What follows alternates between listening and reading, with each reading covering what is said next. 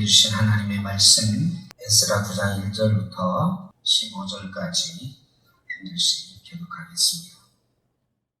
이인 후에 방백들이 내게 나와 이르되 이스라엘 백성과 제사장들과 레위 사람들이 이 땅 백성들에게서 떠나지 아니하고 가나안 사람들과 헷 사람들과 브리스 사람들과 여부스 사람들과 암몬 사람들과 모압 사람들과 애굽 사람들과 아모리 사람들의 가증한 일을 행하여 그들의 딸을 맞이하여 아내와 며느리로 삼아 거룩한 자손이 그 지방 사람들과 서로 섞이게 하는데 방백들과 부관들이 이 죄에 더욱 흑점이 되었다 하는지라. 내가 이 일을 듣고 속옷과 겉옷을 찢고 머리털과 수염을 뜯으며 기가 막혀 앉으니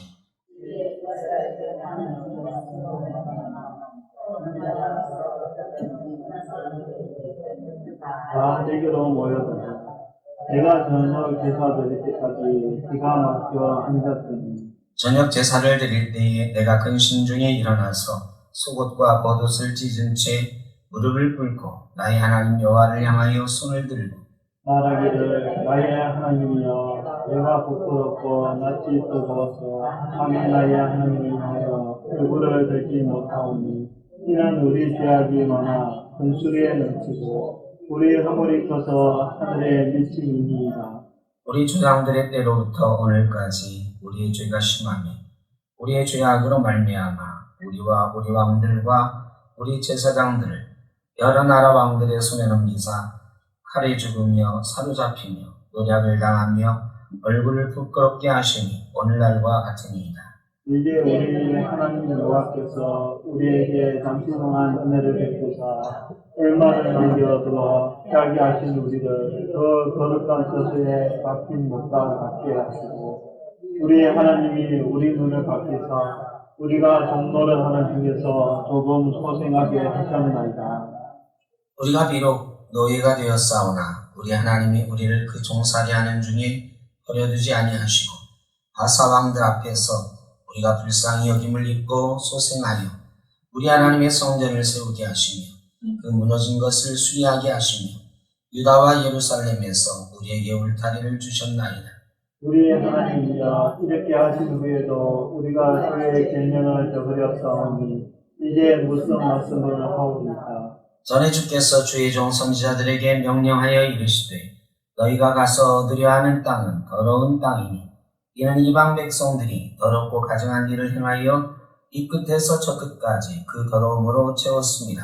그런즉 너희 여자들을 그들의 아들들에게 주지 말고 그들의 딸들을 너희 아들들을 위하여 데려오지 말며 그들을 위하여 평화와 행복을 영원히 구하지 말라.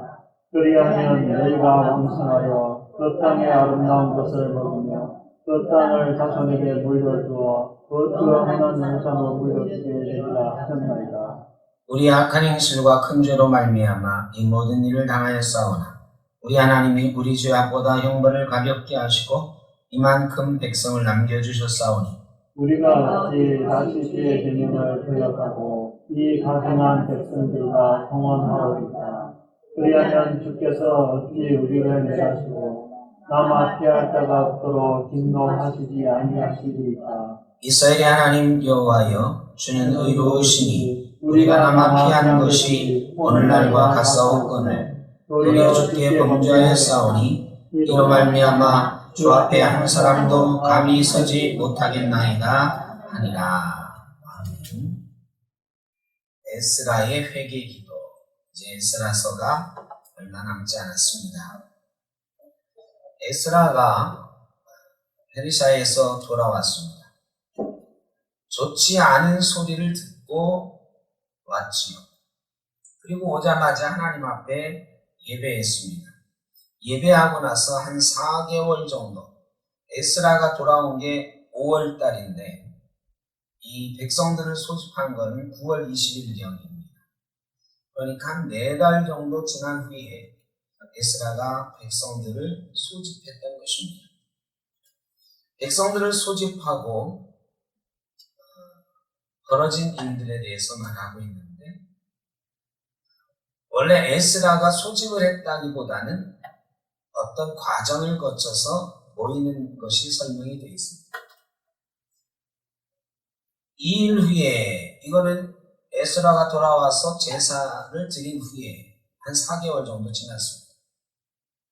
이제 에스라가 어떻게 할까 계속 기도하면서 준비했겠죠.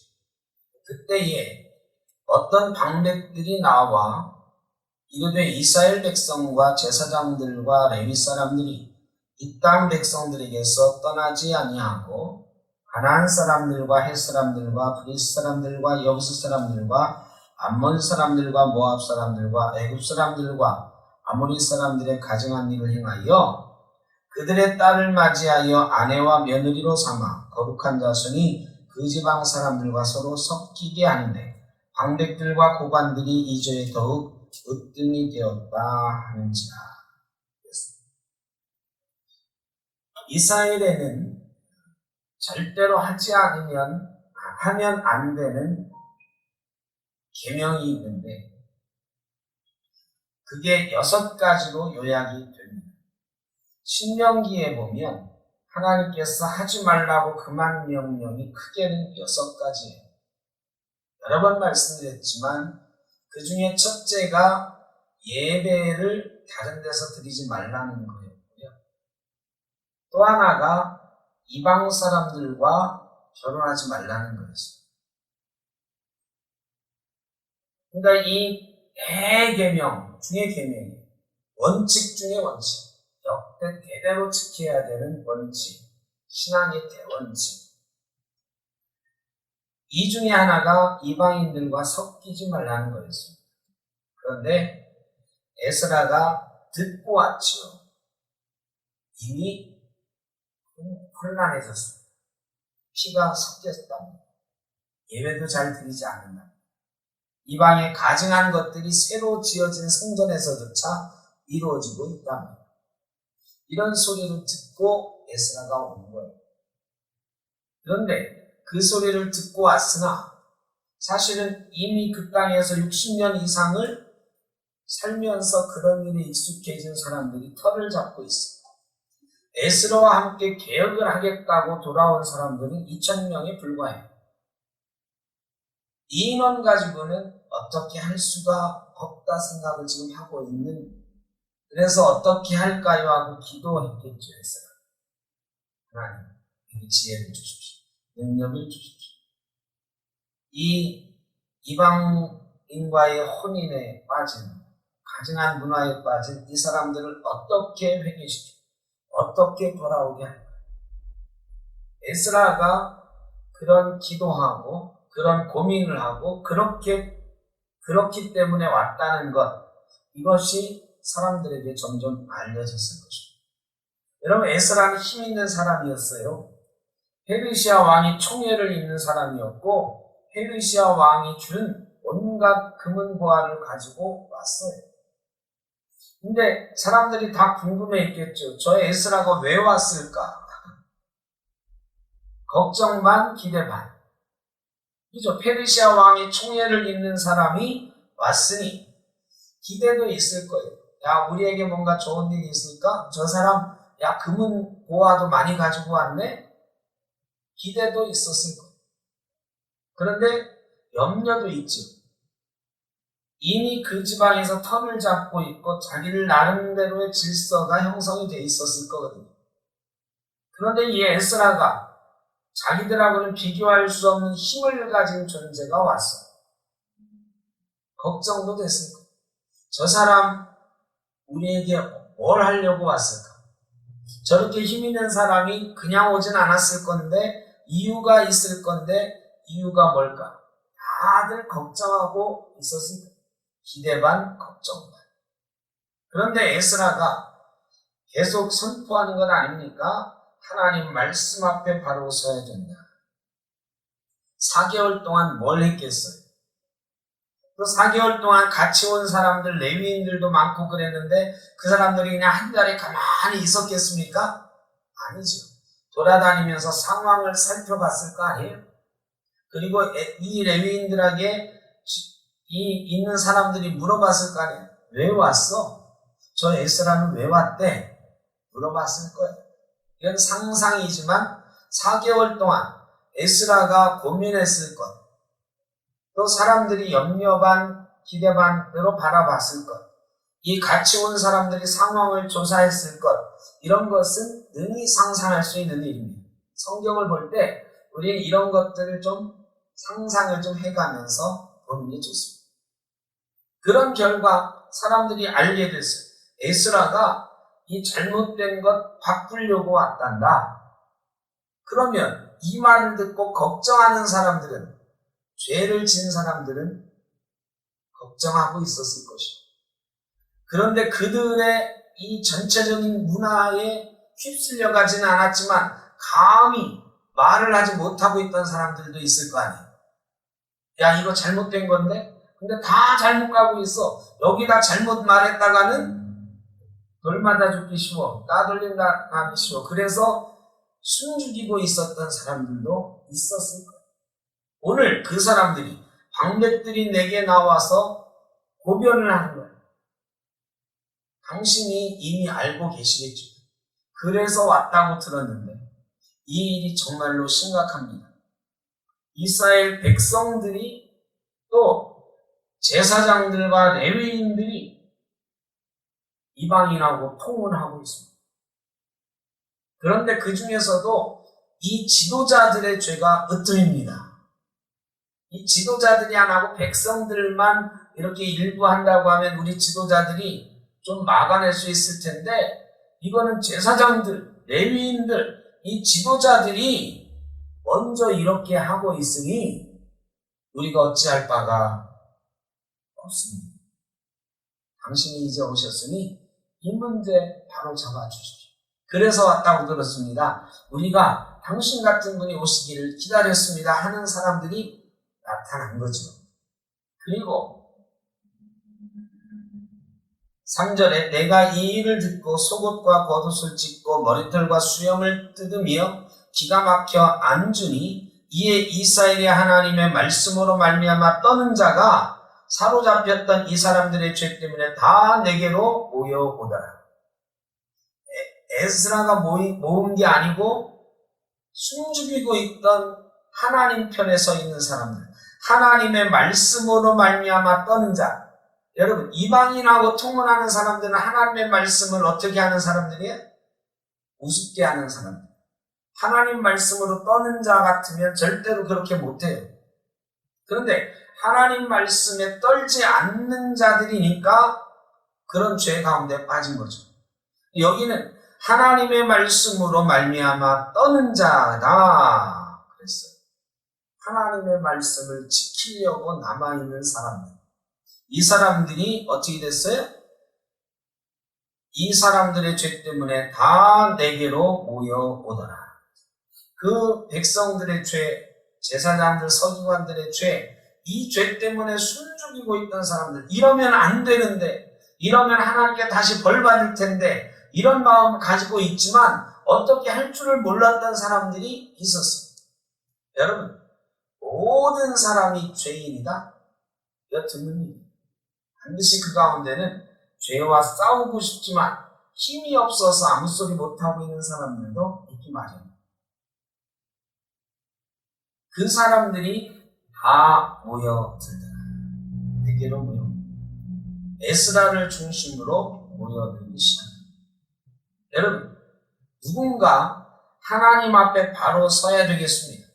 내가 이런 일을 바로 하겠습니다 라고 깃발을 들면 아무도 없는 것 같아도 반드시 그 가운데는 같은 뜻 가진 사람들이 숨어있고 하나님은 그런 사람들을 예비해 두시고 모여들게 하시는 줄로 믿습니다.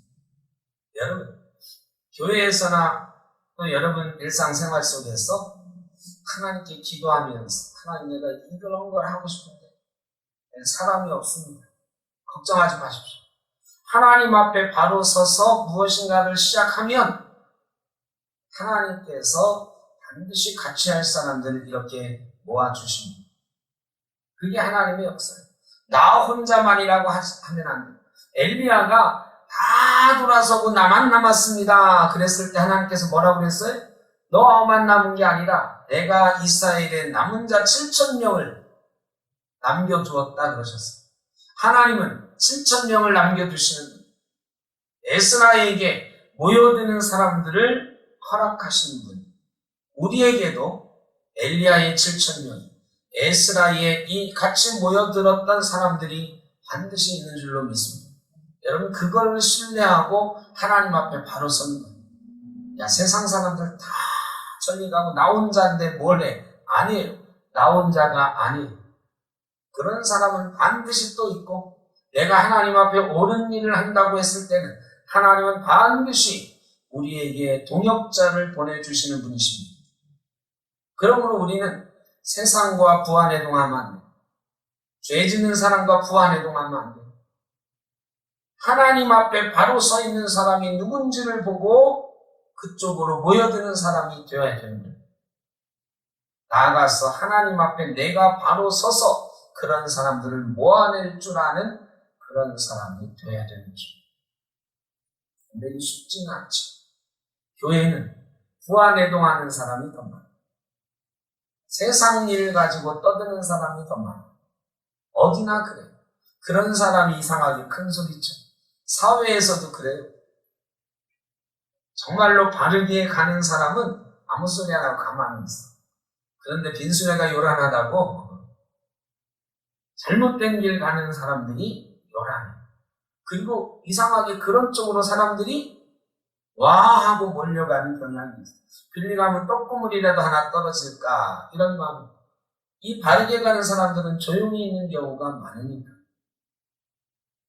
그런데 때가 되면 이 바르게 가던 사람들이 일어나게 되고, 일어나면 누군가 하나 일어설 때가 언제인가 기다리던 사람들이 함께 일어서게 되는 것입니다. 종교개혁할 때 이 종교개혁지 순례를 가보면 참 처참하게 죽은 사람들 많아요. 얀 후스라든지 쯔빙둥이라든지 이런 사람들 마녀 사냥 당해서 죽긴 하고 있어요. 그 사람들이 죽어가면서 자기들이 혼자인 줄 알았을 거예요. 그러나 여러분, 그 시대에 한 사람 두 사람 일어나면서 그들이 죽어갈 때 나 혼자가 아니라는 것을 알았어요. 스위스에, 독일에, 체코에 하나님께서 사람들을 일어나게 하시는데요, 혼자가 아니다.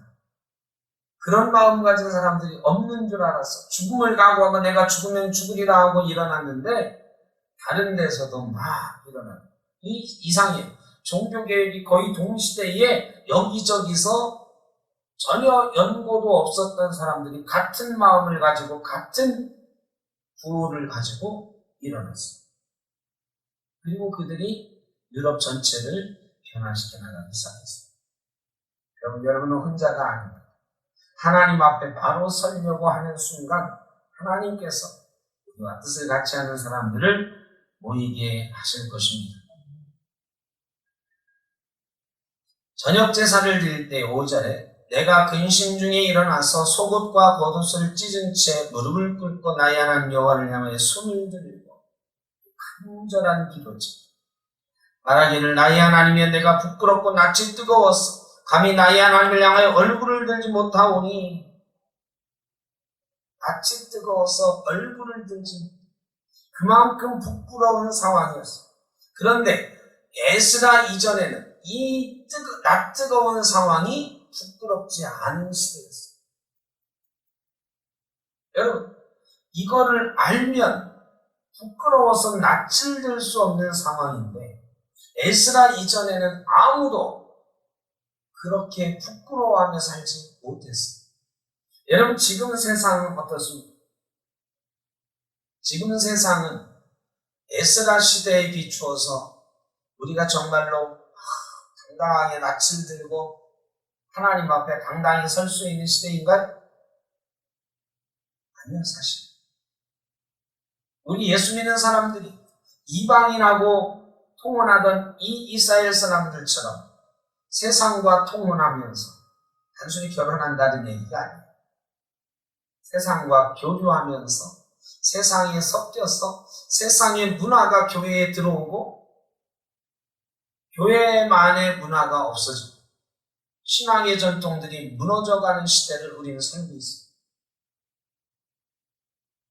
교회만의 전통, 우리 신앙의 전통, 교회만의 문화 없어졌어요. 물론 교회만 꽉 뭉쳐지고 이거야만 돼 하면은 안 되죠. 그렇다고 해서 반드시 지켜야 되는 것들까지 놓치면 안 되거든요. 그런데 교회가 놓쳐가고 있어요. 세상화되어 가고 있어요. 그런데 우리는 이걸 몰라. 지금 몰라요. 부끄럽지 않아요. 그런데 조금만 하나님의 말씀에 비추어 보면 우리는 참 부끄러운 시대를 살고 있다.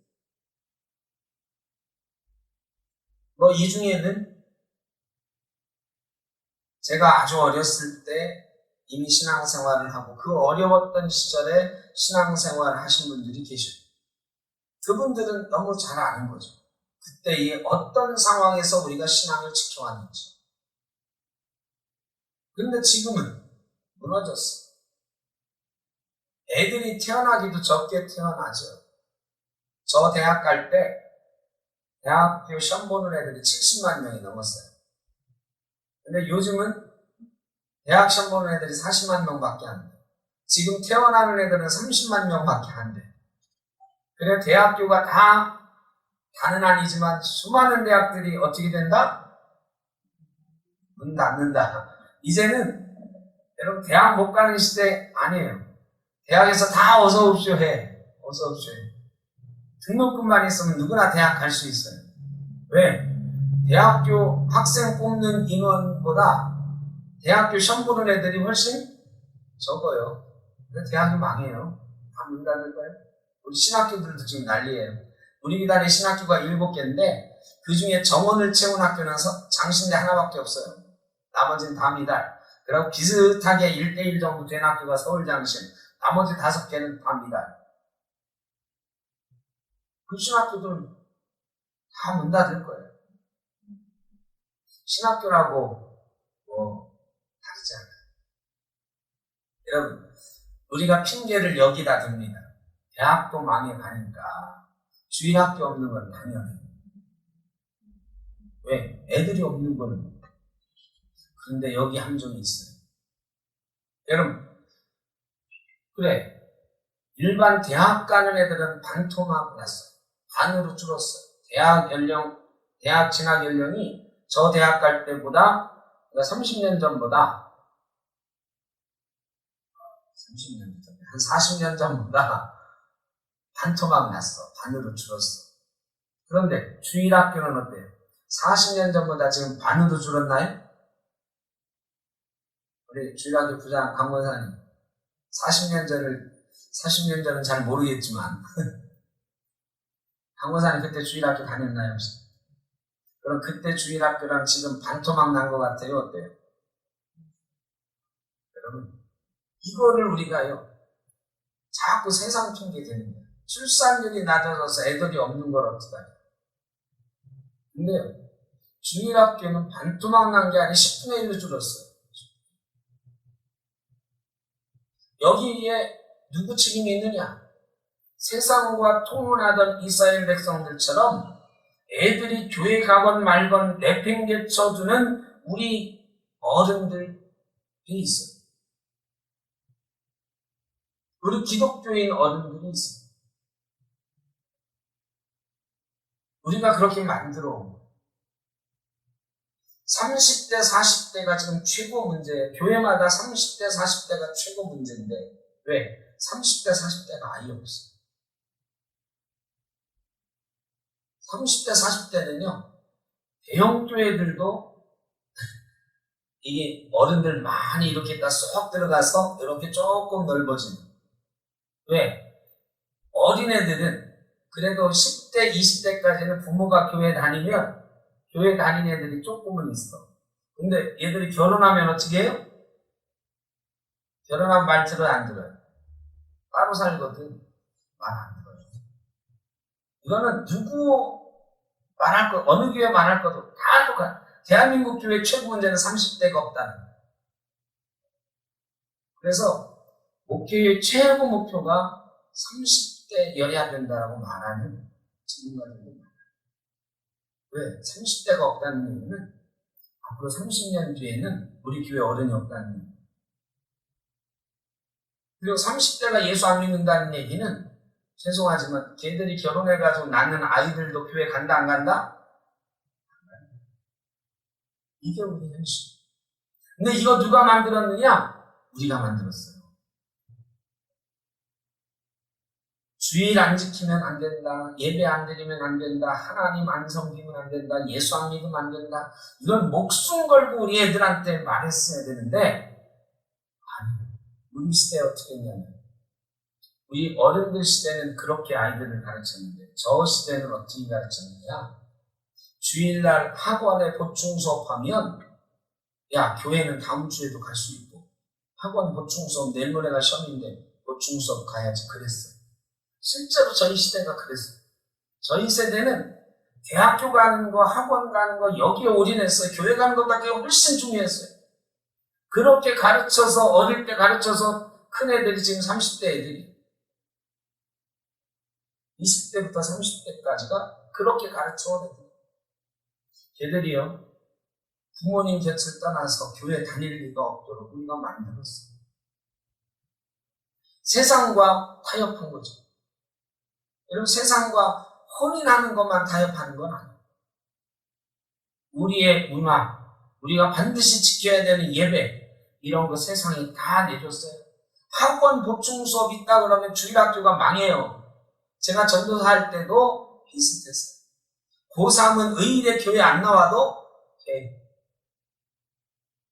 그래서 제가 고등부 전도사로 어떤 교회에 처음 여기 25세 한 거 말고 신대원 들어가서 면목동에 큰 교회. 제가 중등부 할 때는 200명씩 중등부가 있어요. 고등부 전도사를 먼저 했는데 정말 열심히 막 봉사하는 어떤 장로님이지. 연세가 많은데 주일학교 교사를 너무너무 사명감을 가지고 열심히. 근데 제가 이제 간지 얼마 안 돼가지고 그분이 수능 시험 끝나고 감사원금을 했어요. 담임 목사님이 그 감사원금 봉투를 예배 시간에 읽어줬어요. 그 장로님 딸이 대학 시험에 붙어가지고 감사원금을 합니다. 근데 막 박수치고 막 그래야 되는데 난리가 났어요. 고등부에서 난리가 났어요. 저도 깜짝 놀랐어요. 저분에게 고3 딸이 있었어? 왜? 그 딸은 고3 내내 한 번도 교회 안 나왔어요. 그 장로님 그렇게 열심히 봉사하면서 자기 딸은 고3 때 교회에 나오지 말도록 했어요. 그리고 자기 딸 대학 시험 붙는다고 감사원금 했어요. 고등부에서 그걸 아는 사람들이 많았어요. 여러분, 우리가 그런 시대를 살았어요. 그 결과가 지금 나타나고 있는 거예요. 우리가 그렇게 타협하고 세상과 통혼하면서 살았으니까 난리가 나는 거죠. 에스라 시대 부끄러워했어요. 여러분 우리는 지금 부끄러워해야 돼요. 우리가 그렇게 산 것에 대해서 부끄러워해야 되고 교회가 그렇게 행동했던 것들에 대해서 부끄러워해야 돼요. 저 목사들도 부끄러워해야 돼요.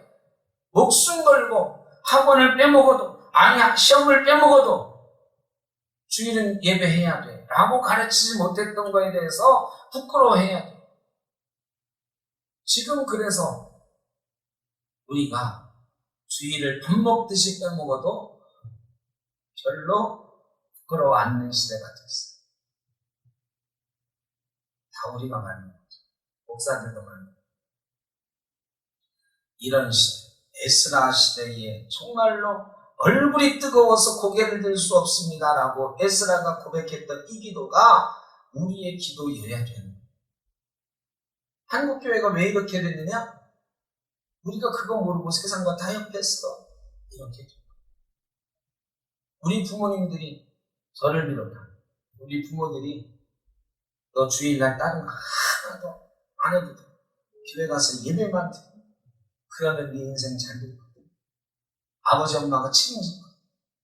하나님이 책임지실 거야. 이렇게 가르쳤다고 하면 그래도 이렇게까지는 안 됐어요. 그런데 우리는 아이들한테 쳤어요. 엄마 내일 모레날 시험인데 오늘 학원에서 보충속 중요한 거 한다는데 내가 꼭 교회 가야 돼? 애가 간절한 눈빛으로 이렇게 말하면 엄마들은 대개 한 7, 80%는 뭐라고 말하느냐? 그렇게 말했어요. 그것 이외에 다른 것도 많이 있어요. 많은 것에 우리는 양보하면서 살았어요. 그렇게 해도 되는 줄 알았어요. 그런데 그게 죄였다라는 것을 몰랐고 지금도 부끄러워하지 않고 에스라처럼 부끄러워하면서 함께 하나님 말씀 앞에 다시 서야 되는 때가 됐는데 에스라처럼 처절하게 회개하지 않으면 처절하게 기도하지 않으면 다시 회복하기는 어려운 것입니다. 에스라가 회개합니다. 첫째는 조상들의 죄를 회개해요. 우리 조상 때부터 이렇게 죄를 져서 우리가 벌받았습니다. 그래가지고 우리가 포로가 되었죠. 나라가 망하고 포로가 되었죠. 이게 고백의 시작이에요. 그런데 감사하게도 8절에 보면 이제 우리 하나님 여호와께서 우리에게 잠시 동안 은혜를 베푸사 얼마를 남겨두어 피하게 하신 우리를 이게 나라가 망했어요. 그런데 잠시 동안 은혜를 베푸셨어요. 그게 뭐냐? 남은 자를 두셨어요. 완전히 멸망당하지 않고. 여러분, 나라가 망해가지고 없어진 민족이 수도 없어요. 에돔 민족 지금 있나요? 없어요. 암몬 족속, 모압 족속이 있나요? 없어요. 나라가 망하면서 없어진 민족이 수도 없어요. 그런데 이 이스라엘이 망할 때 하나님께서 조금 은혜를 베푸셔서 잠시 동안 은혜를 베푸셔서 남은 자가 있게 하셨어요. 포로로 보내셨어요. 그리고 또 얼마를 남겨두신 그 사람들을 어떻게 하셨어요? 우리가 종노릇한 중에서 조금 소생하게 하셨나이다. 조금 소생하게, 이것도 조금. 이게 전부 다 돌아온 게 아니에요. 여러분, 하나님 성전을 지으러 가자 했을 때 그 페르시아에 있던 모든 이스라엘 백성들이 일어나가지고 갔어야 돼. 그런데 에스라는 정확하게 고백합니다. 조금 소생하게 하셨다. 다 소생한 게 아니에요. 다 돌아온 게 아니에요. 대부분은 거기 남아있고 약간만 돌아와서 다시 살아나요. 근데 그것도 하나님의 은혜다. 우리 하나님이 우리를 그 종살이하는 중에 버려두지 않으시고 우리를 회복시키시고 우리가 불쌍히 여김을 얻고 소생했고 하나님의 성전을 세우게 하시고 그 무너진 것을 수리하게 하시며 유다와 예루살렘에서 우리에게 울타리를 두셨나이다. 이게 하나님의 우리가 다 죽어 마땅히 우리 조상들이 다 그렇게 죄를 졌어요. 그런데 하나님이 우리를 남겨두셨어요. 그런데 다 소생하지 않고 일부만 돌아와서도 하나님의 성전을 회복하게 하셨고 예루살렘 울타리를 우리에게 허락하셨어요. 이스라엘 백성이 허락하셨어요. 하나님의 크신 은혜. 우리가 그렇게 했음에도 불구하고 코로나에 그렇게 어려움을 겪었음에도 불구하고 우리가 세상과 그렇게 타협했음에도 불구하고 하나님께서는 지금 이 자리에 저와 여러분을 남겨두셨고 지금 이 땅의 교회들 가운데 우리를 남겨두신 줄로 믿습니다. 지금 남아있는 성도들 이거는 숫자를 정확히 셀 수는 없지만 우리 교단만 따지면 코로나 이전에 우리 교단에 보고된 숫자가 260만 명이에요. 교인 숫자가.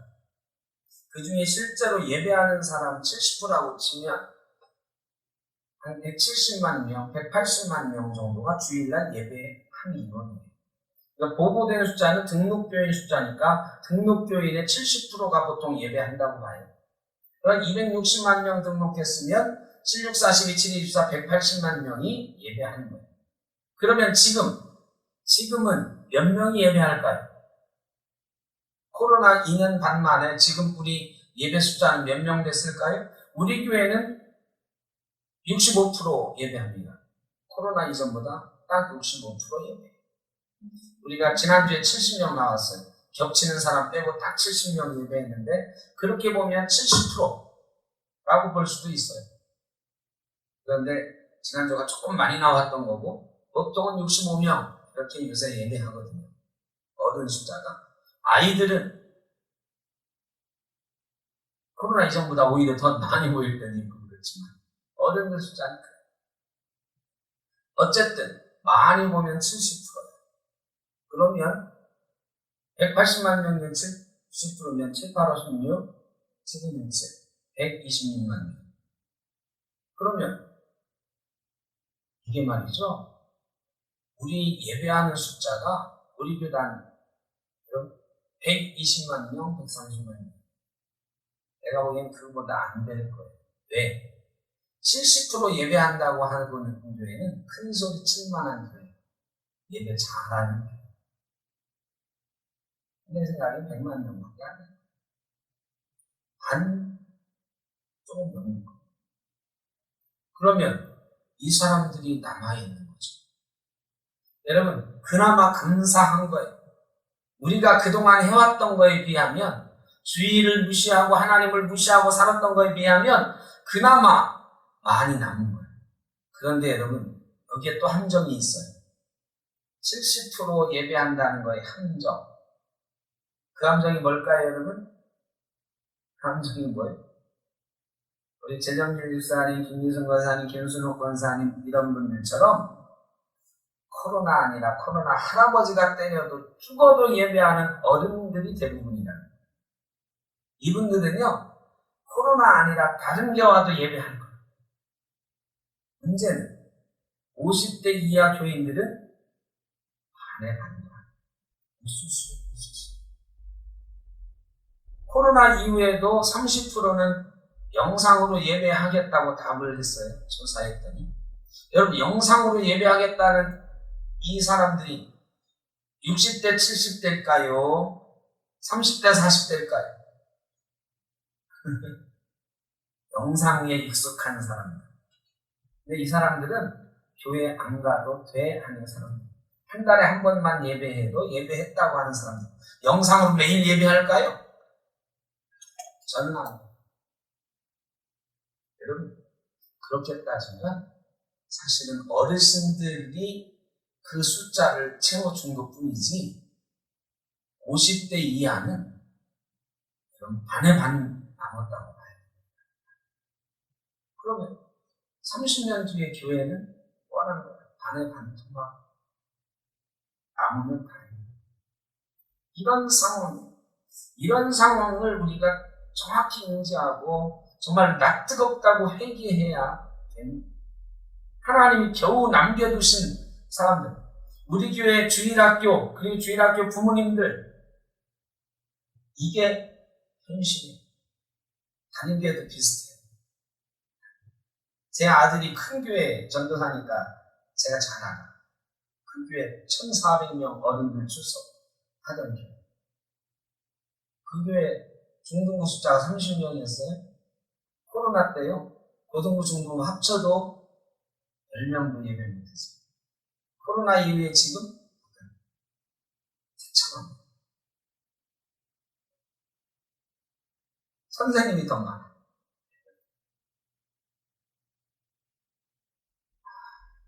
이게 우리 현실. 하여간 겨우 남겨두셨어요. 그나마 어쨌든 그 큰 교회 중등부에도 한 10명, 고등부 한 6명 이렇게 남겨두신 사람이 있어요. 그 아이들을 교회에 보내는 부모들이 그래도 있어요. 30대, 40대 그래도 부모들이 교회 가라고 하는 부모들이 남아있어요.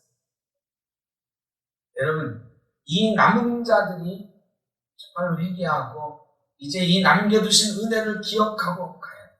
그런데 문제는요, 직접 우리 하나님이여 이렇게 하신 후에도 우리가 주의 계명을 저버렸사오니 이제 무슨 말씀을 하오리까? 오늘의 주제성, 이렇게 하신 후에도 주의 계명을 버렸사. 포로에서 그렇게 해서 돌아왔는데, 성전을 그렇게 회복했는데 이방인하고 섞여버린 거예요. 여러분, 나라가 그렇게 망했고 포로했고 포로 생활하다 돌아와서 성전을 지었으면 이제 정신 차릴 때도 됐잖아요. 그런데 정신 못 차리고 이렇게 주의 계명을 어겼사오니 이제 무슨 말을 더 하오? 여러분, 코로나에 우리가 두드려 맞았어요? 우리 아이들 이렇게 무너진 거 보고 있어요. 그럼에도 불구하고 우리가 지금 정신을 차리지 못한다고 하면 무슨 할 말이에요? 이거 이제는요 다 알아요. 저만 아는 얘기 아니라 모든 목사들이 다 알아요. 이대로 가다가 교회 망한다. 목사들만 하는 게 아니라 교인들도 다 알아요. 우리가 정말로 정신 차리고 예배하는 데는 목숨 걸지 않으면 망한다. 알아. 신앙생활 제대로 하지 않으면 에스라의 기도는 그거예요. 이때에도 우리가 이렇게 못했으니 무슨 말을 해요? 우리도 이렇게 됐는데도 여전합니다.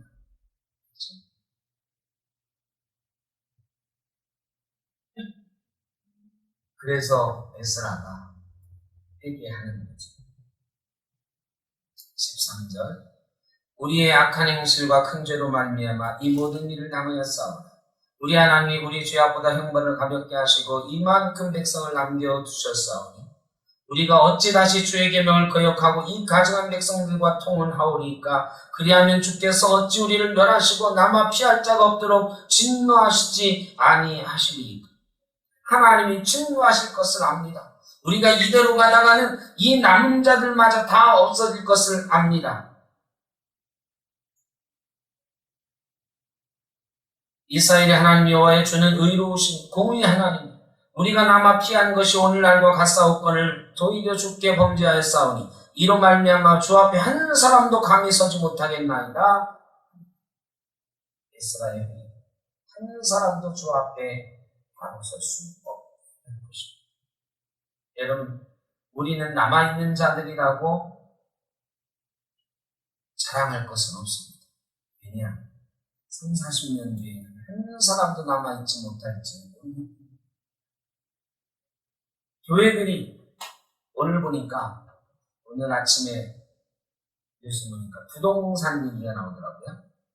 부동산 중개소가 금년에 1,180개가 없어졌다고 하더라고요. 왜? 요새 막 금리가 올라가고 막 집값은 떨어질 기미가 보이고 하니까 사람들이 집을 팔고 사고 그래서 부동산이 폐업한 데가 1,000개가 넘는 거예요. 대단하지? 내가 그래서 집이 안 팔리고 거래가 없으면 부동산이 문을 닫는 거지. 그러면 교인이 없어지고 예배가 안 드려지고 그러면 교회도 통계를 우리가 내본 적은 없습니다. 여태까지는 한국 교회가 생겼다가 없어진 것 극히 드물었어요.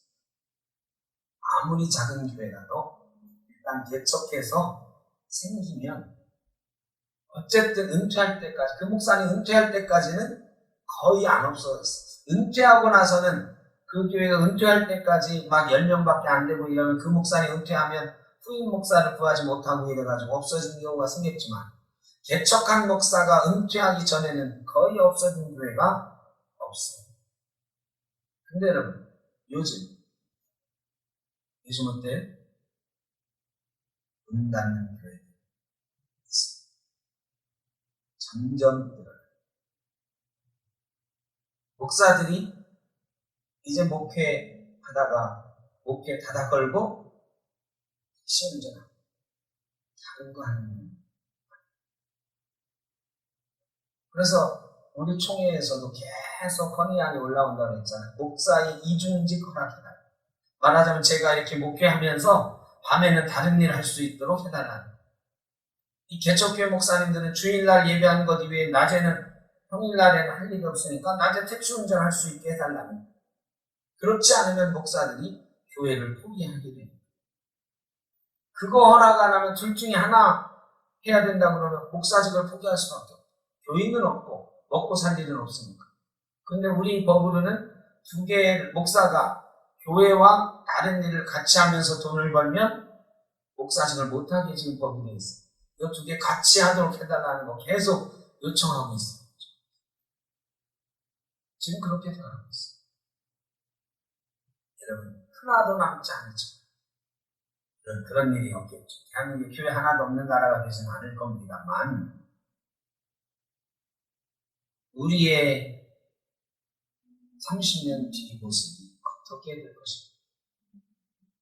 사람들이 지금 지구가 30년 뒤에 어떻게 될 것인가 걱정하지만, 여러분 30년 뒤에 어떻게 될까의 지구는 딴 얘기입니다만, 이 산업화 이후에 100년 동안 지구의 온도가 1.2도가 올라갔어요. 1.2도. 평균 기온이.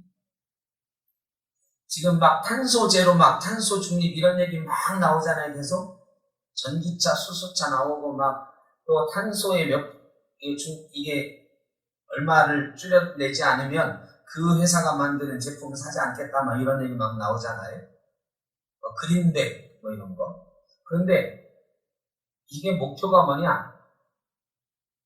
2030년까지 지구의 온도가 1.5도로 지금 1.2도 높아졌는데 1.5도 되는 것을 막자 이거예요. 목표가.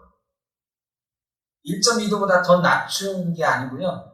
1.5도까지 올라가는 건 많은 막자. 왜? 1.5도까지 올라가면 지구상에 없어질 나라가 많아요. 태평양에 있는 섬나라들은 다 없어져. 거의 없어져. 티모르 그런데 다 없어져. 투발루 이런 1.5도가 높아지면 북극의 빙산의 30% 이상이 지금보다 녹아. 어떤 일이 생길지 모릅니다. 지금 미국 사는 사람들 정말 고통스럽고 미국의 온도가 요새 몇 도래요? 뉴스 들으셨나요? 제일산이 뭐래? 몇 도래 거기는? 40도, 50도가 올라가요. 어떤 데 57도도 보거든. 도대체 57도 되면 어떻게 사는 거야? 강건산에 57도 되면 어떻게 사는 거야? 그야말로 찜통 속에 들어가 사는 건데 1.5도, 지금 1.2도인데 이건 1.5도 되면 그야말로 어떤 일이 생길지. 근데 그거 걱정하느라 우리가 지금 탄소 제로 해야 된다고 하잖아요. 그런데 제 생각에 그것도 그거지만 목사로서 제 입장은 요대로 조금만 더 가면 교회는 지구로 치면 1.2도 지금 온도 올라간 상황이다 그러면 우리는 2030년에는 뭘 걱정해야 된다? 2도, 3도 올라간 지구와 같이 될까 걱정해야 된다. 교회의 온도는요, 이미 망하기 직전까지 갔어요. 에스라처럼 다 뜨겁게 여기고 끌어가지 않으면 하나도 남지 않고 이 각오로 우리가 살아요. 하나도 남지 않고 에스라처럼 하나님 말씀 앞에 바로 서고 우리의 가정으로부터 우리 교회로부터 이 신앙을 지키고 하나님 말씀 앞에 바로 서 하나님의 진노를 피할 수 있는 그런 각오와 결단이 저와 여러분에게 있어야 될 줄로 믿습니다. 기도하겠습니다. 아버지 하나님, 은혜를 감사합니다. 코로나로 이 어려웠던 때에 저희를 지켜주셨고 그래도 남은 자가 있게 하셔서 예배가 회복되어 가는 것을 보게 하시니 감사합니다. 그러나 코로나는 또 확산되고 있고 여전히 우리는 세상과 타협하고 있고 세상의 문화에 교회가 휩쓸려 가고 있습니다. 아버지 하나님, 세상에 좋은 것, 우리가 받아야 될 것, 그런 것도 있겠습니다. 반드시 지켜야 되는 예배인 자, 하나님 앞에 서는 자, 지켜낼 수 있게 하여 주시고 그렇지 못했던 것, 낯을 부끄러워하며 하나님 앞에 회개하던 에스라처럼 회개하며 나아갈 수 있게 하여 주옵소서. 한 사람도 하나님의 진노 앞에 바로 서지 못하겠다고 하는 이 에스라의 고백이 우리의 고백이 되게 하시고 우리의 염려가 되게 하시고 이제 하나님 앞에 바로 서서 하나님이 살려주시는 은혜, 하나님을 예배하는 은혜 다시 누릴 수 있도록 복내려 주옵소서. 온 성도들이 함께 모여 에스라처럼 이스라엘 백성들처럼 회개하며 기도하며 나갈 수 있도록 인도하여 주옵소서. 흩어져 있는 우리 생토교회 성도님들 어디에 있든지 하나님의 전을 기억할 수 있게 하여 주시고 하나님의 나라를 위하여 어디서나 기도하며 무릎 꿇을 수 있도록 인도하여 주옵소서. 우리의 자녀손들을 기억하여 주셔서 우리의 자녀손들이 우리의 교회를 이어가게 하시고 하나님 나라를 이어가게 하시고 이 땅의 복음을 이어갈 수 있도록 주님 역사하여 주옵소서. 코로나로 인해 힘들어하는 우리 이웃들과 이 나라를 지켜주시고 또한 정치적으로 매우 어렵고 경제적으로 어려운 때에 이 나라가 바로 서갈 수 있도록 주님 인도하여 주옵소서. 이제는 우리 주 예수 그리스도의 크신 은혜와 아버지 하나님의 무한하신 사랑하심과 성령의 인도하시며 교통하심으로 하나님 말씀 앞에 뜨겁지만 다시 한번 회개하며 다시 서기를 소원하고 하나님의 은총을 바라는 주의 자녀들과 이 땅의 교회들과 성도들 이 나라 인민족 영원토록 함께 하시기를 간절히 축원하옵나이다.